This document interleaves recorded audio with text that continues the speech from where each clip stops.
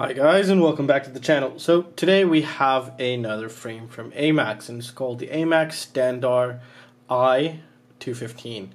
So this is a 215mm wheelbase quadcopter, and it is from IMAX, and it goes for around like 35 bucks now. Now this is kind of something like the QAVR or the Real AC X210. However, it has some nice little features to it, and we're going to get into right now. But first, let's talk about dimensions and current weight. Now the arms are 4mm thick, which is very good. The quality of the carbon looks pretty good. The cuts are very nice, sharp, but not sanded down, so you do have the risk of getting splinters. So let's take note of there. For the bottom plate, the bottom plate is 2mm. The upper bottom plate is 1.5. Top plate is 2mm. Side plates are 2mm. So in that perspective, it's pretty good, pretty rigid, pretty solid. So that's a big plus. Now this whole top thing right here, which is for the GoPro, is actually pretty cool because you can actually remove this if you wanted to. As you can see right there, it comes down with a screw. So let me go ahead and show you this. There's some things to take into consideration though about this. Some of the hardware was missing, and I had to bring my own, which is just screws basically to cover the top. So as you can see right there, that's it. You could use it like this, or you can add this and add the extra weight. So let's go ahead and actually get its weight now before we go on through any further. Let's go ahead and get this guy. So it's 86 grams. That's pretty light. But now don't forget, now this is without the top part right here. So if we add this top part with the screw inside, jumps to 95 grams, so it's still pretty good. So if you really wanted this GoPro mount kind of thing, you can totally use it. However, I don't usually use this, so because I have my own 3D printed one. So I mean, overall it's pretty good, pretty light. 86 grams is not bad at all. So that's very good. Seems like it's good, but I really can't say much until we build them and fly them actually. And this one will be going up to giveaway very soon on the channel, and yeah, just stay tuned for that. So overall, I really can't say much. It's just a pretty basic QAVR kind of style quad, kind of also close to the Martian 3 here in a way. Seems like it would have some space. Let's actually get some of the space that we do have inside here. So let's go ahead and set this guy up like so. So we're getting around 24mm in there with enough space, so that you could probably fit like a 4-in-1 ESC and some kind of flight controller, and still have room for your VTX up here and your camera. So yeah, but you know, it's considered a low rider in sorts of way. This is actually pretty thin, or pretty low I should say. Overall it seems good. I mean, the mounting solution, there isn't that many, but it should do the job just fine if you don't use that top plate. As you can see here, we have a couple holes, and that should be just fine. The quality of the carbon looks pretty nice actually.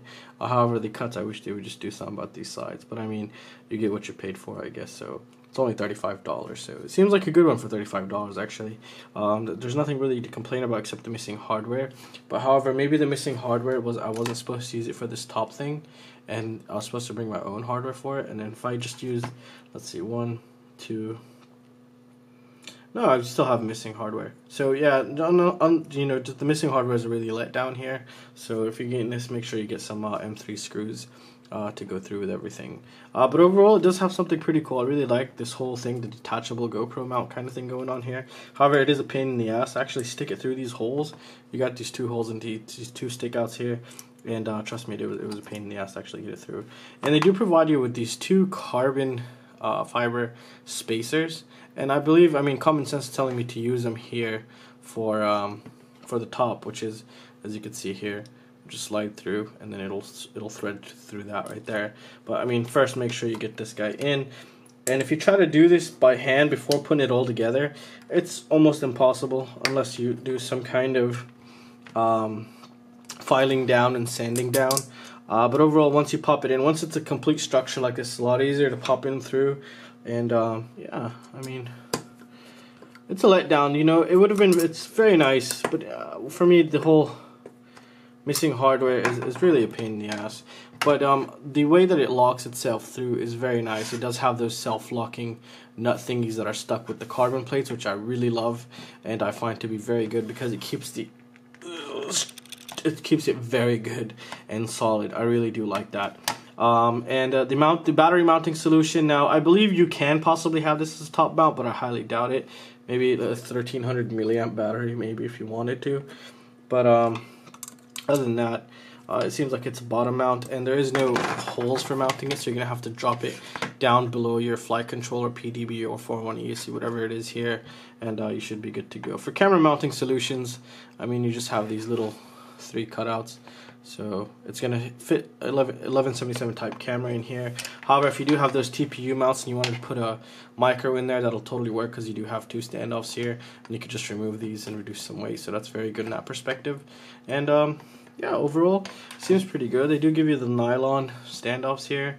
They give you a couple extra pieces, and this is for like the flight controller spacer kind of thing if you wanted a VTX, and a spare, what is this called? Spare carbon fiber nut here, and it's just pretty basic. Seems good. $35. I wish maybe $30. I'd pay $30 for this if I knew what would happen right now, such as the missing hardware. But overall, I mean, I really can't complain. It seems nice. And yeah, time will tell once we take it out. And it is a true X. I've already tested it. It looks nice. I mean, I really can't say much about it right now, but it looks like it could take a hit also. The holes are pretty well spaced apart. They're nothing's the little one's a little bit sketchy here, but everything else seems pretty good. And don't forget, this is pretty light actually. 86 grams, was it? Yeah, 86 grams. So it's pretty light. It's pretty good. Quality seems okay. The carbon looks pretty nice. The cuts hurt like a bitch if they cut you. But other than that, it's a good quad. Good looking frame so far. So, well, that's going to conclude it for this video, guys. I really hope you guys enjoyed it. And if you guys have any questions or any suggestions, feel free to let me know. And we'll see you next time. See you guys. Take care.